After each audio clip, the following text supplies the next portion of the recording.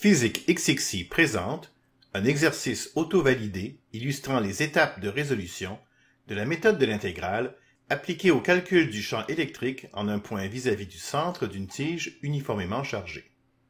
Plus précisément, on désire déterminer le module du champ électrique généré par une tige de longueur L uniformément chargée avec une densité de charge linéique lambda en un point P situé le long d'un axe perpendiculaire à la tige et passant par son centre à une distance r de la tige.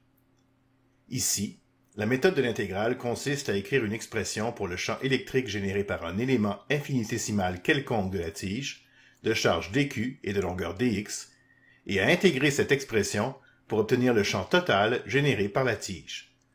Dans cette vidéo, nous allons garder dx comme élément d'intégration, et nous aurons besoin d'utiliser le résultat suivant. L'intégrale de dx sur r carré plus x carré à la 3/2 est égale à x sur r carré racine carrée de r carré plus x carré, plus une constante d'intégration. Il s'agit d'un résultat relativement courant qui se trouve aisément dans une table d'intégrale ou qu'un calculateur symbolique comme Wolfram Alpha peut nous fournir. De plus, vous avez peut-être vu dans un cours de mathématiques comment on peut l'obtenir en utilisant la méthode de la substitution trigonométrique. Appliquons l'équation du champ électrique généré par une particule à la charge dq et exprimons dq en fonction de la densité linéique de charge lambda et de dx. On obtient que le module dE du champ électrique généré au point P par l'élément infinitésimal dx est k lambda dx sur r carré, où r est la distance entre l'élément et le point P. Sur le schéma, nous avons représenté un champ dE qui s'éloigne de l'élément, ce qui revient à supposer, pour les besoins de la démonstration, que la tige est chargée positivement. Dans le cas où la tige est chargée négativement, le champ est orienté vers l'élément, mais comme nous avons pris lambda en valeur absolue dans l'équation pour dE, nous allons obtenir une équation finale qui peut être utilisée peu importe le signe de la charge de la tige. Le champ dE possède une composante parallèle à la tige et une composante perpendiculaire. Considérons l'ensemble des dE générés par l'ensemble des éléments de la tige. Par symétrie, il est clair que les composantes parallèles à la tige de tous ces dE s'annulent entre elles.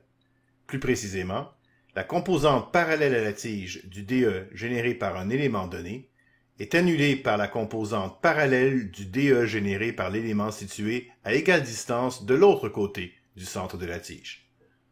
En revanche, les composantes perpendiculaires à la tige de tous les dE se renforcent. Dans le cas illustré, le champ électrique résultant est orienté vers le haut. Le module E du champ résultant correspond à l'intégrale, c'est-à-dire à la somme infinie, des composantes perpendiculaires à la tige de tous les dE.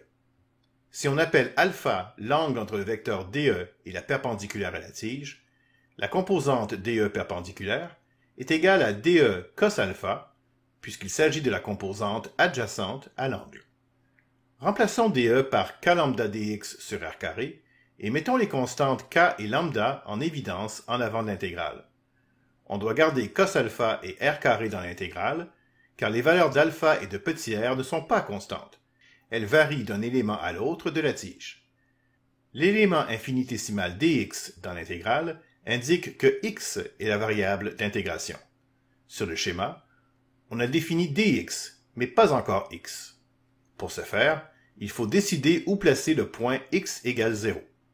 Il est pratique de choisir l'endroit où l'axe perpendiculaire à la tige et passant par le point P coupe la tige, donc le milieu de la tige. Comme cela, l'élément central de la tige, pour lequel alpha égale 0, correspond également à x égale 0. Pour l'élément dq représenté sur le schéma, x est positif et correspond à la distance entre le centre de la tige et l'élément. On remarque que dx et x sont parallèles, ce qui est une condition essentielle à respecter. En examinant le schéma et la définition de x qu'on vient de faire, déterminez les valeurs de x qui correspondent aux bornes inférieures et supérieures de l'intégrale. Mettez la vidéo sur pause pendant que vous réfléchissez à la question.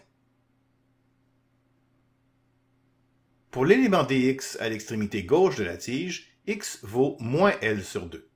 Pour l'élément à l'extrémité droite, x vaut L sur 2. Ainsi, les bornes de l'intégrale sont moins L sur 2 et L sur 2. Pour pouvoir résoudre l'intégrale, il faut que tout ce qui s'y trouve ne dépende que d'une seule variable, la variable d'intégration. Si on veut que ce soit x, il faut exprimer petit r et cos alpha en fonction de x et d'autres valeurs constantes au besoin. Comme grand R est une constante, on peut utiliser le théorème de Pythagore pour écrire que petit r est égal à la racine carrée de grand R au carré plus x au carré. Sur le schéma, x, grand R et petit r forment un triangle rectangle dont l'angle au point P, opposé par le sommet à l'angle alpha déjà défini, vaut également alpha. Ainsi, cos alpha correspond au côté adjacent grand R sur l'hypoténuse petit r, donc à grand R sur la racine carrée de grand R au carré plus x au carré. En remplaçant ces expressions dans l'intégrale, en regroupant les termes au dénominateur et en mettant en évidence un facteur r en avant de l'intégrale, on trouve que E est égal à k lambda grand R fois l'intégrale entre moins L sur 2 et L sur 2 de dx sur grand R au carré plus x au carré à la 3/2. C'est à cette étape que nous avons besoin d'utiliser la règle d'intégration que nous avons mentionnée plus tôt. Mettez cette vidéo sur pause et appliquez-la, puis essayez de simplifier le plus possible l'expression ainsi obtenue. Il faut d'abord évaluer l'expression à la borne supérieure, puis soustraire sa valeur à la borne inférieure. Le fait que L sur 2 au carré est équivalent à moins L sur 2 au carré permet de regrouper les termes et d'obtenir E égale k lambda sur grand R, multiplié par L sur la racine carrée de grand R au carré plus L sur 2 au carré. Pour que l'expression ressemble davantage à celle qui s'applique dans le cas particulier où L est beaucoup plus grand que R, on peut multiplier le numérateur et le dénominateur par 2, puis ramener le facteur 2 du dénominateur dans la racine carrée. On obtient ainsi E égale 2k lambda sur grand R, multiplié par L sur la racine carrée de 4 grand R au carré plus L au carré.